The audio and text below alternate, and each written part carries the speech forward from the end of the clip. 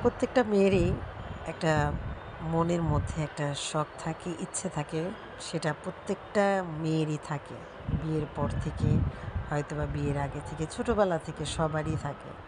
আমারও ছিল আমি জব করব। কিন্তু বিয়ের পরে সংসার, বাচ্চা, ফ্যামিলি সবার কথা চিন্তা করতে করতে বিয়ের পরে পড়াশোনাটা অনেক কষ্টে কমপ্লিট করি। ভেবেছিলাম একটা জব করব। অবশেষে একটা জব করার জন্য জয়েন হলাম একটা স্কুলে বাচ্চাদের।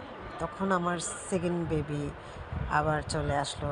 কনসেপ্ট পড়লাম। প্রথম বেবি তো হয়ে গেল, পড়াশোনা চালিয়ে গেলাম কোনো রকম করে। যাই হোক, পড়াশোনা কমপ্লিট করে যখন আবার জব করার ট্রাই করতেছিলাম, তখনই আবার সেকেন্ড বেবি কনসেপ্ট করে। তখন আমার কোনো আর চান্স থাকে না। তখন সেই স্কুলের জবটাও আমার ছেড়ে দিতে হয়। তো স্কুলের জবটা ছেড়ে দেওয়ার পরে অনেকটা নিরাশ হয়ে যাই যে এত কষ্ট করে পড়াশোনা করলাম, জবটাও এখন করতে পারছি না, এভাবে ঘরে বসে থাকলাম আবারও।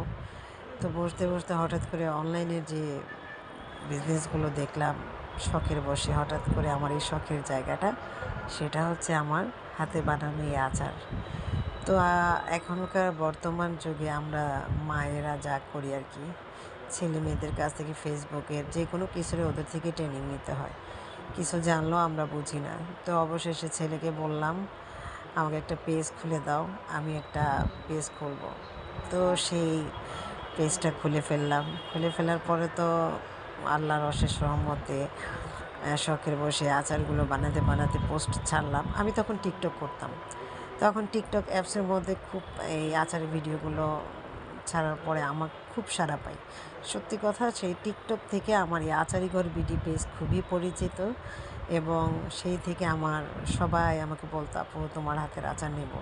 তারপরে আস্তে আস্তে অর্ডারগুলো আসা শুরু করে। তখন আমি এতটা আনন্দিত হই যে আসলে আমার যে একটা কিছু করার ইচ্ছে, সেটা যে আমি ঘরে বসে করতে পারবো, যেটা আমি বাইরে যেতে পারতাম না। ছেলেকে দেখাশোনা, সংসারে রান্নাবান্না সব কিছু চিন্তাভাবনা করে জব করার চিন্তাই করা যায় না।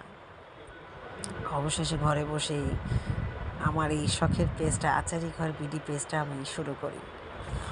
আর এই পেজটা সত্যি আমার এতটা এতটা আমার কষ্টের একটা জায়গা। এখানে আমি এতটা আম, জীবনে অনেক কিছু এই আচারের পেজ থেকে আমি মনে হয় যে যখন তৈরি করি আচারগুলো সব জায়গায়, দেশের বাইরেও যায়, এবং ঢাকার বাইরে প্রত্যেকটা জেলায় যখন আমার আচারগুলো যায় এবং সবাই প্রশংসা করে, আমাকে বলে, আমি সত্যি তখন খুব প্রাউড ফিল মনে করি, এবং আমার কাছে খুব ভালো